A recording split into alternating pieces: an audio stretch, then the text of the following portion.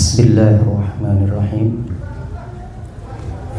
Sebelum saya mulai, saya ingin berpantun terlebih dahulu. Beli jenang di Pandansari, tambah jamu di pasar, khasiat luar biasa. Hatiku senang bisa duduk di sini, bertemu keluarga besar Al-Kausar, calon ahli surga. Mega ke kota Malang ba'da asar, memakai baju anak raja. Semoga yayasan As-Salam dan Al-Kausar semakin maju dan jaya. Baik. Assalamualaikum warahmatullahi wabarakatuh.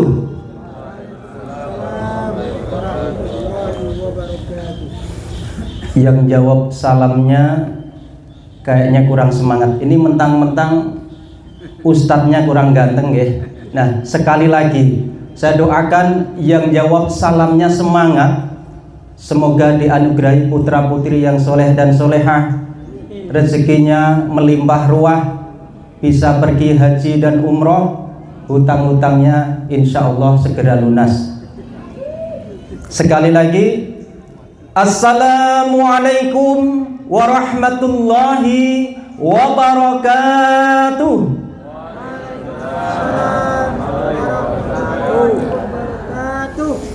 Alhamdulillah, nahmaduhu wa nasta'inuhu wa nastaghfiruh wa na'udzu billahi min syururi anfusina wa min sayyiati a'malina. May yahdihillahu fala mudhillalah wa may yudlilhu fala hadiyalah. Asyhadu an la ilaha illallah wa asyhadu anna Muhammadan abduhu wa rasuluh la nabiyya wa rasula ba'dah.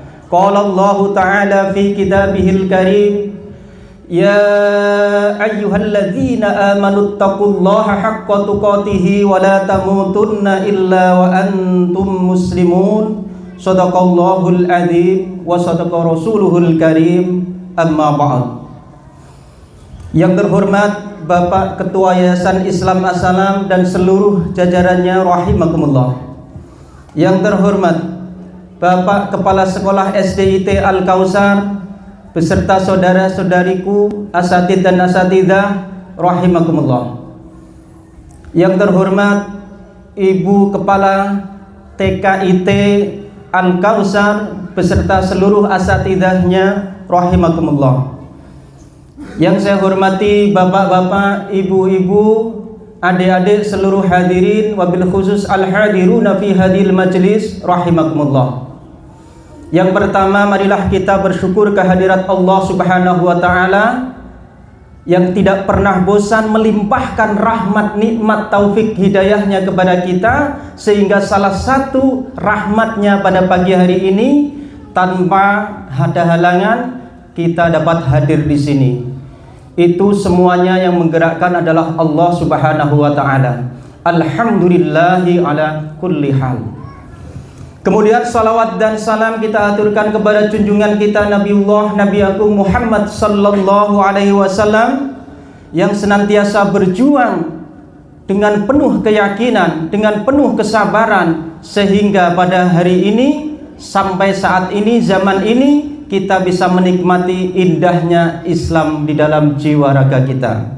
Semoga seluruh bapak-bapak hadirin yang di sini, yang hadir pada kesempatan pagi hari ini, senantiasa Allah jauhkan dari segala macam bahaya apapun, Allah lindungi seluruh keluarganya, dan insya Allah matinya nanti dalam keadaan husnul khotimah. Amin ya rabbal alamin. Untuk tema kita pada pagi hari ini, menguatkan pondasi iman dengan infak dan sedekah. Kalau Bapak Ibu melihat kotak amal yang nanti keliling, kemudian bismillah memasukkan uang ke dalamnya, itu namanya infak. Dari kata anfaqo yang artinya membelanjakan atau membiayai untuk urusan agama Allah. Kemudian kalau Bapak melihat kotak amal lewat, kemudian Bapak lihatin terus senyum, nah ini termasuk sodakoh. Tapi hadisnya bukan senyum sama kotak infaknya, itu bukan.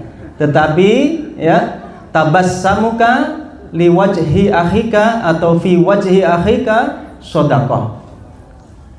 Jadi sedekah itu lebih luas pengertiannya. Ada yang harta, ada yang non harta. Lalu kalau kita rame-rame menyumbang, membiayai untuk pembangunan gedung yang insya Allah lantai 3 dan insya Allah lebih baik dari sebelumnya, itu namanya apa, Ustaz? Nah, itu kalau saya pelajari termasuk shadaqatun jariyah. Kenapa? Kalau dari panitia mengatakan itu amal jariyah, bedanya apa sedekah jariyah dan amal jariyah? Kalau amal itu mufrad, ya, jamaknya a'malun. Kemudian kata jariyah di sini, ya, banyak yang menggunakan amal dan sedekah di sini maknanya sama. Tetapi kalau amal masih ada amal sayyiat, amal hasanat, amal baik dan amal buruk. Tapi kalau sedekah dari kata sedekah artinya benar, semua itu kalau yang namanya sedekah itu adalah kebaikan. Tidak ada sedekah keburukan, tidak pernah kita dengar. Itu bedanya. Jadi disebut amal jariyah, silahkan. Kita ini para ustadz, alhamdulillah, ya, salah satu yang membuat kami dikatakan bisa berinvestasi di akhirat adalah ketika kami mengajari anak-anak yang tadinya tidak pernah tahu menjadi tahu. Itu adalah amal jariyah kami, tapi syaratnya kami harus ikhlas. Kalau ikhlas berarti nggak usah dibayar, tidak. Dibayar lebih mahal lebih ikhlas, ya, dibayar murah ikhlas, lebih mahal lebih ikhlas. Jadi bukan karena dibayar nggak dibayar, Pak, keikhlasan itu, ya. Kalau nanti kita bahas keikhlasan sampai sore. Baik, kita lanjutkan bahwa di sini Allah berfirman dalam surat Ali Imran ayat 92, "Lan tanalul birra hatta tunfiqu mimma tuhibbun. Wa ma anfaqtum min syai'in fa innallaha bihi alim." Jadi tidak akan pernah sampai kepada kebaikan yang sempurna, kata Allah, sampai kalian menginfakkan sebagian harta kalian yang kalian cintai. Kalau saya melihat wajahnya ibu-ibu yang hadir nih, kayaknya wajah-wajah sendu, senang duit, Pak. Nah, karena ibu-ibu senang duit, berarti itu adalah harta yang dicintainya. Kalau harta yang dicintainya kemudian diinfakkan, kemudian disedekahkan, gimana kita membangun kelas-kelas ini? Insya Allah, mari kita bahu-membahu. Ada rezeki sedikit, sisihkan sebagian, diniatkan untuk amal atau sedekah jariyah. Sebab kata Rasulullah, ma'akalta fa'afnaita. Apa yang kalian makan maka akan busuk. Aulabista fa'ablaita, atau apa yang kalian pakai semuanya akan lapuk. Autosadaqta fa'amdoita, dan apa yang engkau sedekahkan, kata Rasulullah, itu yang akan engkau bawa mati menghadap Allah Subhanahu wa ta'ala. Jadi mari kita kuatkan iman kita, pondasi keimanan kita dengan sedekah. Lalu sedekah, saya belum punya uang, Ustaz, belum punya duit, bahkan hutang banyak, bagaimana? Sisihkan di sela-sela itu, di sela-sela kesulitan. Bahkan nanti saya bacakan ayat ketika hebatnya sedekah di saat sempit, ya, surat Ali Imran ayat 134.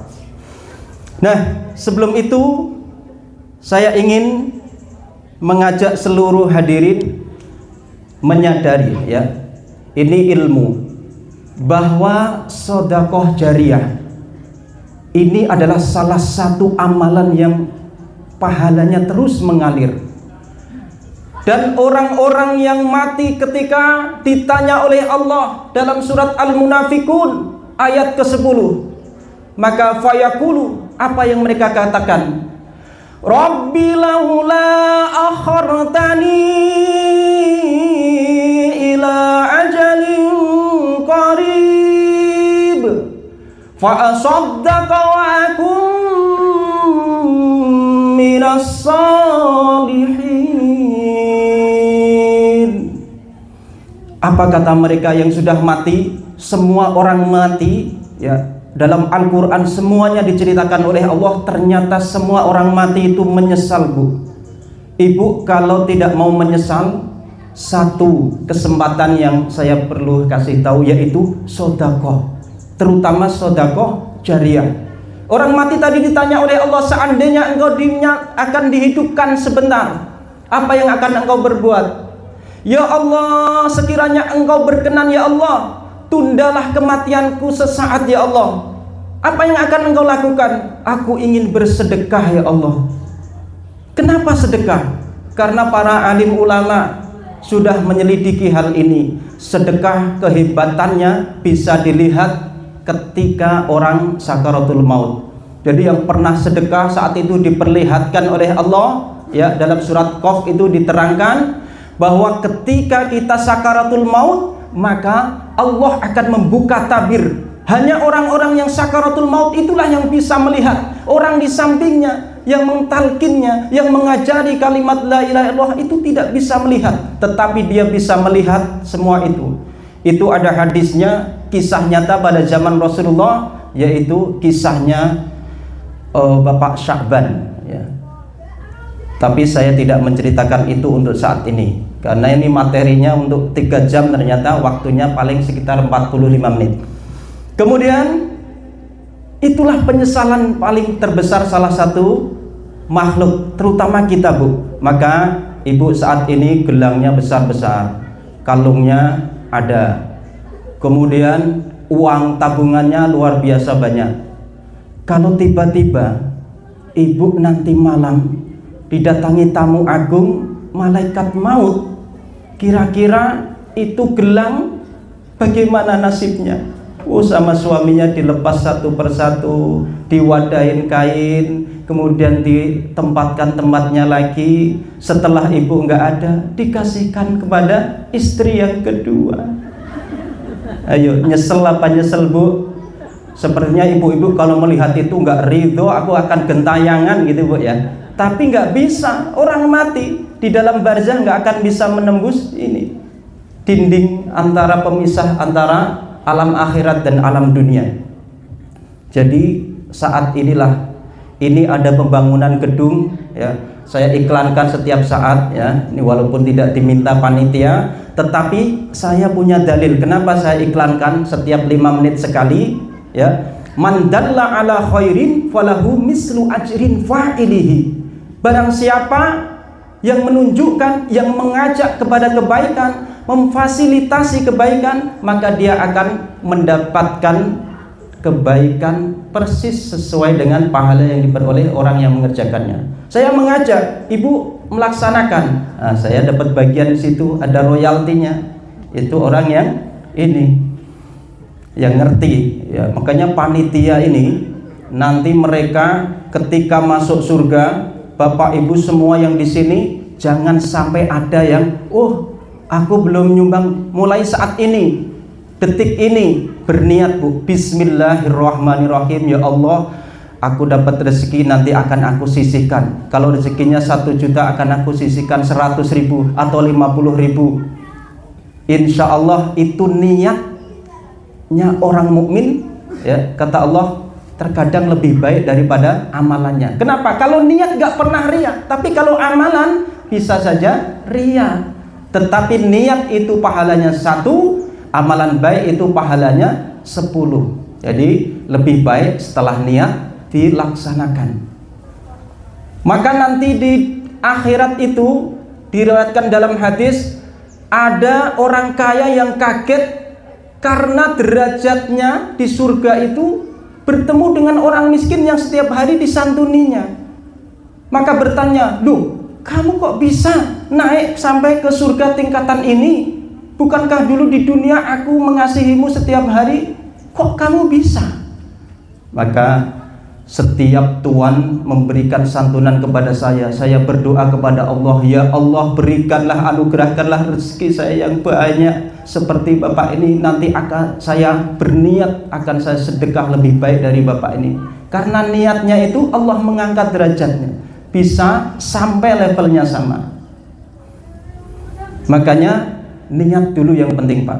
Silahkan niat dalam hati untuk membantu. Jangan biarkan gedung ini nanti ya terlunta-lunta, dananya habis. Ini kan modal nih nekat Bu.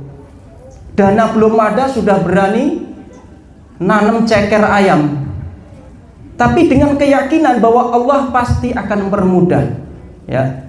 Dan saya yakin keyakinan itu insya Allah diijabah oleh Allah Subhanahu Wa Taala. Ya, kalau tidak niat, tidak nekat, nggak jadi-jadi Bu. Ya, buktinya yang ini sudah rampung. Ya, itu juga modal nekat. Maka yang ini lebih nekat lagi. Ya. 3 lantai. Insya Allah, kalau kita membiayai sedekah jariyah, maka apa yang terjadi? Ya, Rasulullah Shallallahu Alaihi Wasallam bersabda, yang saya tadi bacakan, bahwa barang siapa memfasilitasi seseorang dalam kebaikan, maka pahalanya sama persis dengan orang-orang yang mengerjakan itu. Sedangkan ibu lihat, ini adalah gedung sekolah, madrasah, setiap sore dibuat untuk mengaji, Iqra jilid 1 sampai 6, kemudian tajwid, baca Al-Quran dan gharib lain sebagainya. Kemudian kalau pagi dibuat untuk menuntut ilmu, di mana orang yang menuntut ilmu, kata Rasulullah, man kharaja ala talabil ilmi fahuwa fi sabilillah hatta yarji. Barang siapa yang pergi keluar menuntut ilmu, maka baginya adalah berjalan di fi sabilillah sampai ia kembali. Dan kabar gembiranya, orang-orang para pejuang penuntut ilmu itu ibu yang memberikan fasilitas, maka mengalirlah pahala dari setiap doa-doa dari anak-anak tersebut. Dari setiap bertambahnya ilmu itu, ibu mendapatkan bagian daripada itu. Maka ada surat Az-Zumar, apa artinya? Berbondong-bondong. Maka nanti kita ya bahu-membahu sampai terwujudnya gedung ini, insya Allah semuanya akan masuk ke dalam surga Allah. Amin. Dan yang paling depan siapa Pak? Nanti ketua panitianya paling depan. Kemudian setelah itu ibu masuk ke dalam surga, bapak-bapak semua terus bertanya, kok nggak ada Ustadz Rauf ya? Maka begitu, oh itu ada Pak Malaikat yang jaga, ayo tanya. Pak Malaikat boleh tanya, silahkan. Ustadz Rauf masuk surga nggak? Oh, itu Ustadz Rauf sudah ada di ruang VIP. Oh, sepertinya yang ketawanya lepas itu ikhlas ya. Tapi kalau yang nggak ikhlas, apa sih? Ganteng juga enggak kayak ngono, masuk VIP. Tapi insya Allah semuanya masuk ke dalam surga. Karena di dalam surga memang fi jannati yatasaalun, ya. Di dalam surga itu nanti Bapak Ibu semuanya akan saling bertanya. Itu Al-Quran ya. Dalam surat Al-Muddatsir dikatakan. Kemudian ada yang menanya, oh teman kita yang dulu suka ngaji Alka Omega, yang di sebelah sana yang suka pakai kerudung warna hitam itu di mana ya? Iya, kok nggak lihat ya? Oh, kabarnya kata Pak Malaikat dia nyangkut di neraka Sakor. Loh, padahal kan ngaji terus. Ayo kita tanya, masalakakum fi Sakor? Dalam Al-Quran, apa yang membuatmu nyangkut di neraka Sakor? Disetrika kayak gitu. Waduh, ngeri Bu. Disetrika bolak-balik, kurang lurus dibalikin lagi. Jadi sakitnya tuh di sini. Jadi luar biasa. Nanti setelah itu dia menjawab, napa? Jadi dulu saya itu di dunia lalai terhadap sholat. Jadi orang yang melalaikan sholat ternyata nyangkut di neraka Sakor, mau naik diganduli malaikat. Nah kemudian kehebatan sedekah Bu, ini banyak sekali, tapi saya pilihkan, mau pilih 3 kurang banyak, 5 kebanyakan, akhirnya 7 sedeng lah ya. Jadi yang pertama, kehebatan sedekah ini adalah as-shadaqatu sirri tadfa'ul bala. Jadi sedekah, kehebatan yang pertama adalah sedekah itu bisa menolak bala. Saya masih ingat betul ketika membaca kitab Abu Hurairah didatangi oleh seorang laki-laki tua. Ya Abu Hurairah, wahai Imam Abu Hurairah, tolonglah saya. Anak saya dalam bahaya di tengah laut berlayar. Banyak orang yang sudah meninggal, saat ini sedang badai. Tolong doakan anak saya, karena engkau adalah seorang yang solih. Karena Abu Hurairah itu sehari semalam istighfarnya 12.000 kali Pak. Sedangkan hafal hadis, meriwayatkan hadis ribuan. Ya, paling banyak perawi hadis salah satunya adalah Abu Hurairah. Maka orang ini tidak salah kalau minta doanya kepada Abu Hurairah. Tapi apa kata Abu Hurairah? Ada yang lebih hebat daripada doaku, dan engkau laksanakanlah itu. Apa itu wahai Imam? Yaitu sedekahmu. Kembalilah, sedekahlah engkau dan mohon kepada Allah supaya anakmu selamat. Akhirnya dia pulang bersedekah 1 dirham. Memang orang nggak punya 1 dirham, nggak nyampe 10.000 rupiah Pak kalau kita rupiahkan. Tapi dengan hal itu, dengan ketulusan dan niatnya, beberapa hari kemudian anaknya pulang. Heranlah ini, nak, kau baik-baik saja? Iya Pak. Bagaimana, ceritakan perjalananmu? Kemarin kami hampir saja satu kapal tenggelam Pak. Kita kena badai, sudah hampir tenggelam Pak. Tapi tiba-tiba kami melihat rombongan orang-orang yang berbaju putih menarik kapal kami sampai ke pulau terpencil, sehingga kami selamat di situ Pak. Nah, itulah kehebatan sedekah. Kemudian ini kisah nyata Pak. 2016 lalu saya masih kerja di Jakarta. Ada 2 kejadian perampokan hebat. Yang satu di Pulau Mas, Jakarta Timur, dekat Pulau Gadung. Saya juga sering lewat daerah situ. Kemudian yang satu 100 meter dari kantor saya. 2016, saya masih ingat betul. Kemudian apa yang terjadi yang membedakan 2 perampokan bersenjata ini? Yang satu Pak, rumahnya megah juga, yang di Pulau Mas. Kemudian di situ sudah ada bosnya, security-nya, banyak, semuanya jumlahnya sama pembantunya, ada 4 atau berapa, anak-anaknya ya. Kemudian dijadikan satu di kamar mandi yang ukurannya sangat sempit di depan, karena mereka ditodong senjata api. Semua yang di lantai 2 semua diseret, dimasukkan ke situ. Security-nya pun demikian. Bosnya baru pulang sama supirnya, langsung ditodong senjata, dimasukkan ke situ. Kemudian dikuras habis hartanya. Kemudian setelah dikuras habis hartanya, dibiarkan pintu-pintunya itu terbuka. Harapannya penjahatnya ini, perampoknya, nanti ada orang yang datang atau saudaranya yang datang terus menyelamatkan mereka. Tapi apa, qadarullah, Allah berkehendak, sampai 24 jam lebih. Akhirnya di dalam ruang yang sempit itu, blowernya dimatikan dari luar, kemudian gagang pintunya sudah dirusak, tidak semuanya ditumpuk di situ. Meninggallah dari 12 orang yang selamat hanya 5 orang, termasuk putrinya yang bisu. Ibunya sudah cerai, tidak di situ tinggalnya, dan tidak satu pun orang yang datang ke situ Pak. Coba seandainya 10 misalkan 1 jam kemudian ada yang datang, selamat tuh nyawa semua. Ya, akhirnya para perampoknya, ya orang Sumatera sana, sudah 2 tewas ditembak. Kemudian yang lainnya sudah, para pembantunya sudah diadili. Dan yang satunya lagi 100 meter terjadi dari kantor saya Pak, di Jalan Ciniru 7 nomor 15 Kebayoran Baru Jakarta Selatan. Nah, itu sama. Dia, para perampoknya sudah menyiapkan senjata-senjata tajam, samurai dan lain sebagainya. Jumlah perampoknya kalau yang di sana tadi 6 orang, yang di sini 5 orang. Ya, 5 orang, bayangkan. Jam 8 pagi mereka sudah membaca situasi. Akhirnya beraksilah ya. Mereka sudah merencanakan penuh itu. Kemudian setelah itu para drivernya itu ada 2, yang satu nganter bapaknya kerja, masuk kerjalah bapaknya jam 8 itu berangkat. Kemudian ibunya mendampingi 2 anaknya untuk ke sekolah, diantarkan driver juga. Jadi 2 driver udah berangkat, tinggal 3 orang pembantu di rumah. Akhirnya para pembantu itu disekap, diikat di lantai 2 dan dikunci di situ. HP semuanya diambil.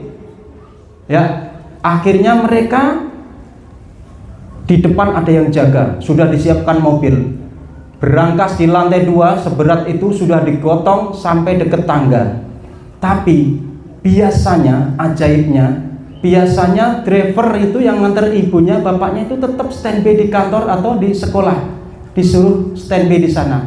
Itu tiba-tiba ibunya nyuruh, kau pulang dulu nggak apa-apa, nanti kita jemput kalau kita telepon. Nah, biasanya nggak pernah disuruh pulang. Lah itu kok disuruh pulang? Tiba-tiba setelah pulang melihat hal itu kaget karena kantor sudah pada rame di sekitar itu. Kemudian teriaklah. Akhirnya 5 orang ini kabur semua, tapi ketangkep yang di sana. Saya menemukan yang dipukulin, Pak. Ada yang warga itu kalau di Jakarta, kalau ada namanya rampok maling, udah mereka mengeluarkan samurai, besi, semuanya dibawa. Jadi 4-4-nya babak belur, 1 hilang ditunggu. Tapi masih keyakinan, hilangnya kenapa aneh, nggak ada yang lihat ke sana, kemari nggak ada. Terus temennya bilang, ya kami berlima, yang 1 belum ketemu. Ternyata ditungguin sampai polisi datang, Pak, keluar juga dari toren air di atas, Pak. Akhirnya kelamaan di dalam toren, akhirnya nggak betah juga. Untungnya dia pinternya pas udah ada polisi, jadi dia sendiri yang nggak babak belur, langsung ditangkap polisi. Yang lainnya sudah darah-darah keluar dari wajahnya segala macam. Jadi apa yang membedakan? Setiap saat saya itu melihat dengan mata kepala sendiri, yaitu orang Padang. Setiap bulan itu seperti orang mantu, Pak, mendatangkan anak-anak yatim piatu dengan tenda seperti orang mantu, ya, dihias dan sebagainya. Itu setiap bulan sekali selalu mendatangkan anak-anak yatim untuk disantuni, diberi makan, kemudian dikembalikan dengan diberikan uang. Itu kegiatannya setiap. Nah, ini adalah kehebatan sedekah. Sedekah bisa tolak bala. Orang yang nyawanya terancam, makanya kata Nabi bahwa bala tidak akan pernah bisa mendahului sedekah. Jadi hebatnya itu. Dan sedekah itu macam-macam. Bisa sedekah jariah dan bisa sedekah biasa. Bahkan seluruh sendi-sendi kita ini kata Rasul harus disedekahi. Misalkan Ustadz Haji Kusnadi ini sering melihat sendal-sendal yang berantakan di masjid, ya. Kalau anak-anak itu kadang walau udah dikasih tempat rak, masih ada sebagian yang berantakin itu tak henti-hentinya. Sendal itu berantakan kayak Ukraina diserang Rusia, Pak. Nah, beliau ngambil satu-satu ditaruh di rak. Itu juga sedekah. Bapak Ibu memberikan contoh baik, teladan bagi anak-anaknya, ya, itu juga sedekah. Dan itulah sedekah itu hebat, bisa tolak bala. Yang kedua, orang yang bersedekah kata Nabi wajib masuk surga dan bebas dari api neraka.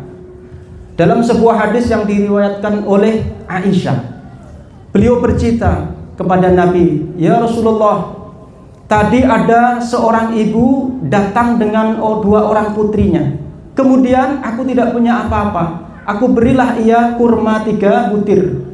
Kemudian yang 2 dikasihkan kepada putra-putrinya. Yang 1 diangkat akan dimasukkan ke dalam mulutnya. Tapi putra-putrinya kurmanya sudah habis. Akhirnya mereka minta yang punya ibunya yang akan dimakan. Sama-sama lapar. Kemudian ibunya membagi 2 kurma itu, dikasihkan setengah-setengah kepada putrinya. Lalu aku kagum dengan itu, wahai baginda Rasulullah.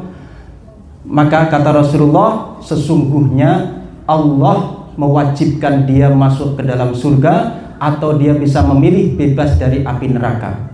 Sama dua-duanya masuk surga, Pak. Kalau bebas dari api neraka, ya pasti masuk surga. Karena di akhirat itu hanya surga dan neraka. Nggak ada tempat bainahuma, nggak ada tempat yang di antara surga dan neraka. Aku milih situ, sini agak panas, agak sejuk, nah pas adem kayak di dunia hilir-hilir. Nggak ada, Pak. Kalau nggak surga ya neraka. Nah, ini kata Rasulullah mewajibkan itu. Ini Sayyidah Aisyah Ummul Mukminin, seorang perempuan. Nah, kata Rasulullah, wanita itu kalau mau masuk surga gampang sekali. Syaratnya hanya 4, Bu. Bu, mau masuk surga apa neraka? Seandainya ada pertanyaan gini Bu, pilih mati sekarang dijamin masuk surga atau 20 tahun lagi tapi plus ditambah uang 200 miliar, pilih mana Bu? Pilih yang ada duitnya Pak. Oh, berarti memang ibu-ibu itu sayo Pak, sayang uang. Tapi pinginnya dapat 200 juta 20 tahun lagi dijamin masuk surga. Oh, enak. Yang enak. Ya, kemudian apa kata Rasulullah untuk seorang istri supaya bisa masuk ke dalam surga?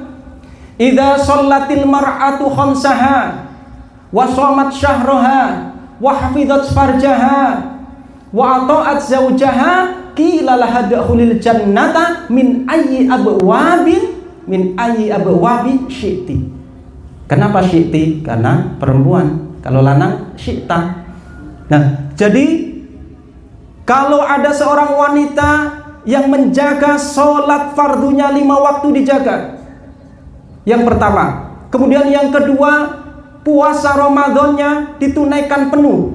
Kalau sedang ya nanti diganti tempat lain di bulan yang lain. Maksudnya penuh.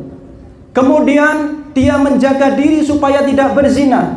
Kemudian yang terakhir, dia taat kepada suaminya, maka dikatakan oleh Rasulullah, qila laha dakhulil jannah, dikatakan padanya, silahkan pilih surga dari pintu surga manapun yang ia mau.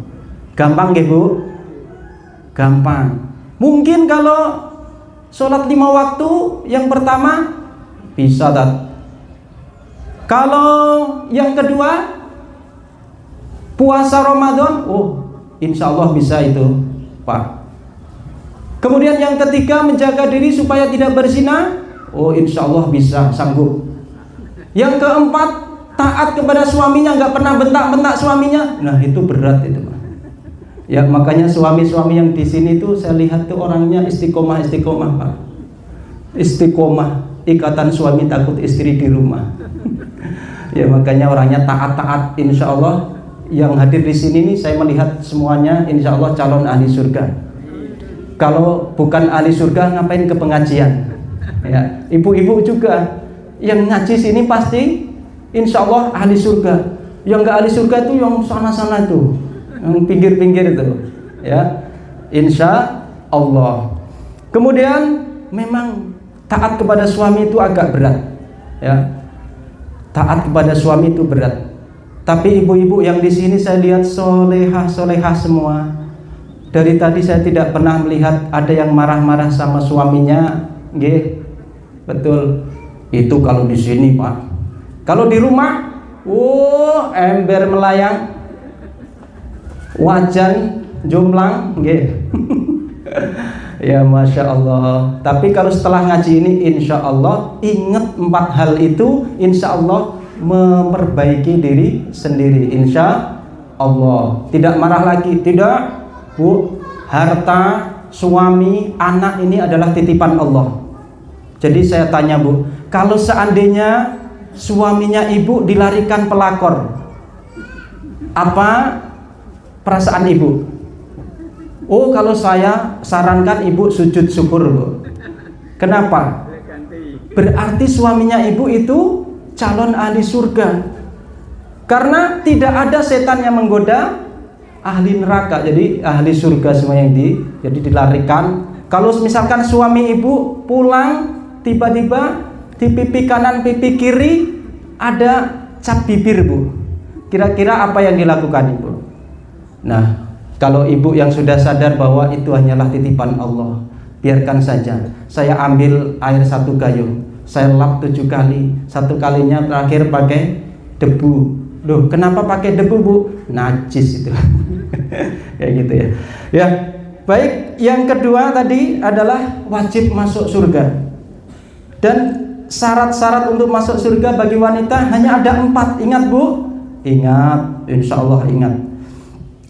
Kemudian Bu, yang berikutnya adalah kenapa seorang istri seperti Khadijah itu Rasulullah benar-benar mencintainya, sangat mencintai daripada istri-istri yang lain. Karena Sayyidah Khadijah itu kalau Rasulullah pulang itu sambutannya luar biasa. berdiri, menghormat, cium tangan, kakinya kalau perlu kalau boleh dicucikan, pokoknya luar biasa. Itulah penyambutan. Dan jarang ibu-ibu saat ini yang menyambut suaminya seperti itu. Baru pulang telat dikit, langsung, cah kui wis teko, rasake gitu. Misalkan gitu, sama suaminya cah kui berarti nggak cinta itu. Atau nggak cinta tapi ingin, kalau ditinggalkan marah, nah berarti ingin menguasai. Dan kalau laki-laki bersabar, surga. Ibu-ibu bersabar, tidak ngomel-ngomel, lebih surga lagi. Ya, karena memang otak laki-laki dan perempuan itu Allah ciptakan berbeda. Ya, kalau otak ya perempuan itu ada namanya saraf-saraf yang kalau dia sehari tidak mengeluarkan kata-kata 20.000 kali, ya diucapkan 20.000 kata, maka dia akan stres, Pak. Tapi laki-laki itu paling maksimal antara 5.000-7.000 kata. Makanya laki-laki kalau sudah ngajar di sekolah, nyampe rumah, kalau ditanya istrinya, kenapa tadi? Udah makan belum? Itu aja, karena udah habis. Ya, tapi kalau ibu-ibu belum mengeluarkan 20.000 kata, dengarkan saja, Pak. Ya, dengarkan saja, walaupun kayak petasan, petar-petar, dengarkan saja. Insya Allah orang yang sabar ada pintu surganya sendiri. Kemudian berikutnya, ya tadi Sayyidah Khadijah itu bisa dibuat contoh, Pak. Makanya ada perempuan nakal nulis buku, dan itu best seller banget. Apa yang salah satu yang ditulis adalah, kenapa suami kalian jatuh ke pelukan kami, padahal kalian jauh lebih cantik daripada kami. Maka jawabannya adalah, itu karena kami menghargai suami kalian. Ya, wanita nakal kalau ada bapak-bapak, Om, sini Om, kemana saja, aku kangen loh Om. Apa nggak keluar dompetnya, Pak? Habis lah. Nah, kalau di rumah, tapi ibu-ibu jangan mengamalkan ini ya, karena sudah telat. Nanti suaminya kaget, ini kenapa, kesambet apa ini? Apa tuyul rakadoan? Ya, semuanya sudah ini, nggak apa-apa, seperti biasanya aja, tapi lebih halus ya. Ucapkan salam, dijawab, maka insya Allah itu menebarkan kasih sayang antara suami dan istri. Kemudian saya merembet ke sedikit, Mak, karena aslinya saya itu pingin parenting juga. Tapi ya sudah siap ternyata, panitia sesuai temanya sedekah. Oke lah kalau gitu, belok kiri kalau gitu. Ya, jadi kenapa anak-anak ibu itu kesannya senantiasa melawan sama orang tua? Sebenarnya otak kita manusia, otak anak-anak juga, itu memiliki kecepatan maksimal untuk menangkap daya apa yang kita sampaikan itu sekitar 320 km per jam, itu antar saraf. Jadi, dan ada 5 hal yang sangat cepat ditangkap. Yang pertama adalah hal-hal yang lucu, itu gampang banget ditangkap oleh anak-anak. Yang kedua adalah hal yang emosional, bikin hatinya kesel, itu ditangkap dengan cepat. Hal yang sangat menggembirakan, nah habis ini kamu boleh tak beliin HP baru buat main game, senangnya luar biasa. Berikutnya ya, tadi apa Pak? Yang pertama, kemudian yang emosional tadi menjengkelkan sudah, yang sangat menggembirakan, yang sangat menyedihkan, dan mohon maaf yang terakhir adalah hal yang berbau pornografi. Itu anak sangat cepat menangkap 5 hal itu. Jangankan anak, orang tua juga demikian. Coba Pak Kus bilang ke Ustadz-Ustazah, Usyanti, mulai besok ini kejutan ya, seluruh gaji guru-guru saya naikkan 2 kali lipat. Wah, Usyanti pasti langsung seneng gak Us? Amin katanya. Ya, amin, nanti ada waktunya. Nah, kemudian anak di usia 0 sampai 6 tahun itu memang tergantung apa kata ibu, apa kata bapak. Makanya anak TK itu, kata bapak aku nggak boleh kayak gitu, kata mama aku nggak boleh kayak gitu. Nah, kalau usia 7 sampai 13 tahun, apa kata guruku? Ya, mama, jadi kalau ibu anaknya suka bilang Oh kata ustadz ini, kata ustazah nggak boleh, jangan jealous bu. Nanti kata guruku nggak gitu ma, nanti ibu jealous. Guru terus, tahu apa gurumu? Aku ini yang mengandungmu 9 bulan. Nah, jangan jealous gitu bu. Memang itu lagi sedang periodenya, periode 0 sampai 7, yaitu 7 sampai 13. Kemudian 14 sampai 18 itu apa kata teman aku. Jadi anak SMP, SMA itu lebih ngandel kepada temannya daripada gurunya dan bapak ibunya. Itulah mereka karena ingin survive. Kemudian 30 sampai 60 apa kata istri saya. Kalau laki-laki yang istiqomah tadi. Nah, kalau yang 60 ke atas, innalillah. Jadi sudah waktunya berpikir apa kata Allah, terserah Allah. Itu maksudnya innalillah itu Pak. Allah ingin mematikan saya saat saya ngaji di sini, saat saya ketawa, saat saya zikir, saat saya sholat, silahkan. Ya. Ngomong-ngomong gitu, istri saya itu Pak, istri yang solehahnya zaman now Pak. Nah, dengarkan ini suami-suami katanya. Bagi saya, suami mau nikah lagi, silahkan, ikhlas.